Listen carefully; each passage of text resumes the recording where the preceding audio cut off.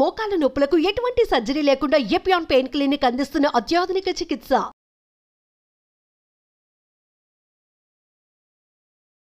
Hi Chaitanya గారు. Hello అండి. చైతన్య గారు, ఇవాళ రేపు పిల్లలకైనా పెద్దలకైనా ఇంత చిన్న సమస్య అయినా వాళ్ళ రేంజ్కి అది ఎక్కువే. భూతద్దంలో చూసుకొని దాని గురించి ఆలోచించి నిద్ర పట్టకుండా, నిద్ర లేకుండా నాకు నిద్ర పట్టట్లేదు అని అంటూ ఉన్నారు. దానికి సంబంధించి అసలు ఎందుకు వస్తుంది, ఏం చేయాలి దానికోసం, నిద్రలేమి సమస్య, ఇన్సోమియా గురించి మాట్లాడుకుందాం. ఇప్పుడు ఎప్పుడైతే మనిషి పడుకుంటాడు అప్పుడు మనిషి కోమాలో పోయినట్టు. అంత నిద్ర పడుతుందా అని అంటే నిద్ర రావాలి, కానీ దానికోసం ఏం కావాలి? బ్రెయిన్కి రెస్ట్ కావాలి. ఏమైపోతుంది? ఏదో ఆలోచన, ఆందోళన, దానివల్ల చాలా మందికి నిద్ర డిస్టర్బ్ అవుతుంది. ఇప్పుడు మనమైతే మీరు చెప్తున్నారు చిన్న పెద్ద ఏదో చిన్న విషయం కూడా చాలా ఎక్కువ ఆలోచిస్తారు కొందరు, దానివల్ల నిద్ర ఆ రోజు అయితే డిస్టర్బ్ అవుతుంది. కరెక్ట్.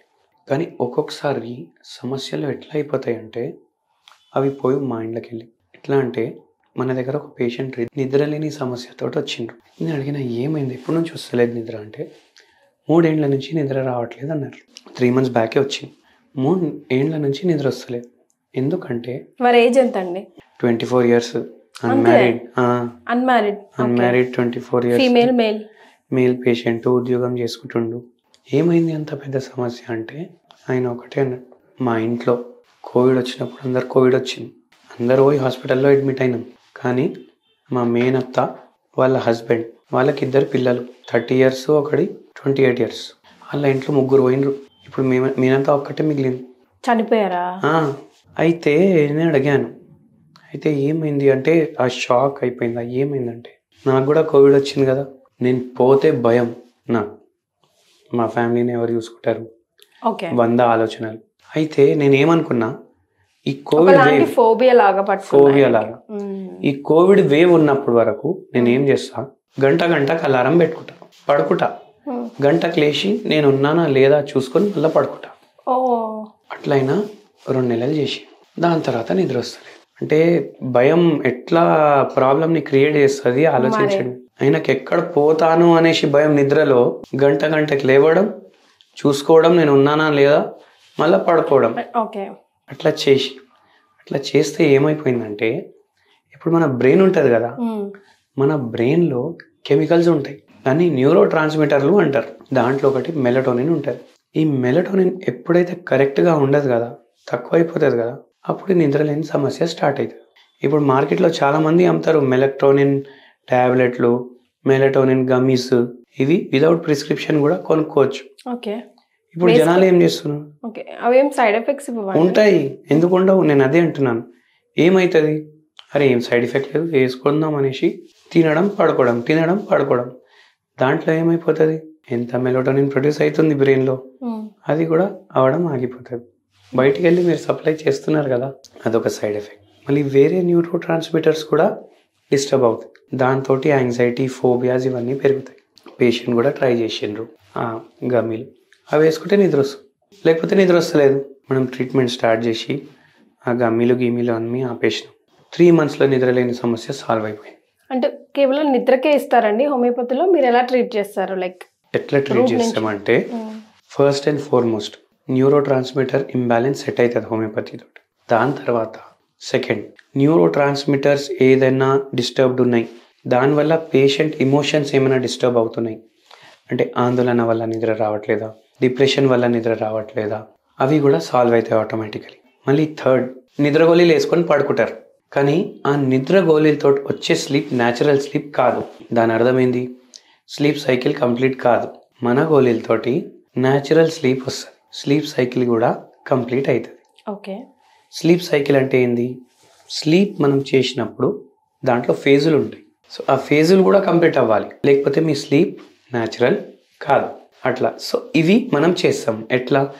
న్యాచురల్ హోమియోపతి మెడిసిన్స్ తోటి. దేనికైతే సైడ్ ఎఫెక్ట్లు ఉండవు కదా, అవే వాడతాం మనం. ఇప్పుడు నో పేషెంట్ ఈజ్ ఈక్వల్ కదండి. ఒక్కొక్క పేషెంట్కి ఒక్కొక్క రకంగా రియాక్ట్ అవుతుంటాడు, ఒక్కొక్క సమస్య ఉంటుంది.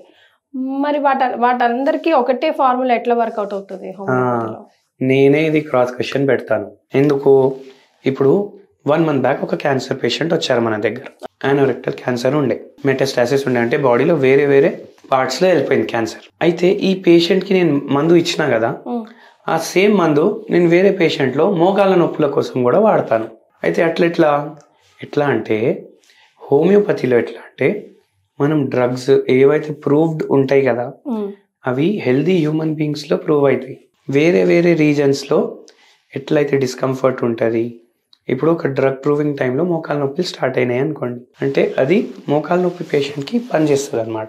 అట్లా ఒక మందు క్యాన్సర్కి కూడా పనిచేస్తుంది, హెడేక్కి కూడా పనిచేస్తుంది, లూజ్ మోషన్స్కి కూడా పనిచేస్తుంది. అందుకే మనం పేషెంట్కి మెడిసిన్ ఇస్తామంటాం, మనం రోగానికి మెడిసిన్ ఇవ్వము. So how do you take call అంటే ఫిజికల్ సిమ్టమ్స్ ఏవైతే ఉంటాయో అవైతే రాసుకుంటాం, దాంతోపాటు మెంటల్ సిమ్టమ్స్. ఇప్పుడు ఈ పేషెంట్ ఎట్లా చేస్తుండు, అలారం పెడుతుండు, పాడుకుంటుండు, లేస్తుండు, సేమ్ సిమ్టమ్ మాకు బుక్స్లో ఉంటుంది. అది ఏ డ్రగ్స్లో కవర్ అవుతుంది అది చూసుకోవాలి. మళ్ళీ ఆ డ్రగ్స్లో ఏ డ్రగ్ నిద్ర లేని సమస్యకి పనిచేస్తుంది అవి షార్ట్ లిస్ట్ చేయాలి. మళ్ళీ ఫిజికల్ మేకప్ కూడా ఉంటుంది పేషెంట్ది, అది ఏ డ్రగ్కి సెట్ అవుతుంది, ఇవన్నీ చూసుకొని మనం మెడిసిన్ ఇస్తాం. దీన్ని రిపర్టరైజేషన్ అంటారు. ఓకే, అట్లా చేస్తే పేషెంట్కి రిలీఫ్ కాదు, క్యూరస్ అంటే రోగం పూర్తిగా వెళ్ళిపోతుంది బాడీలోకి వెళ్ళి.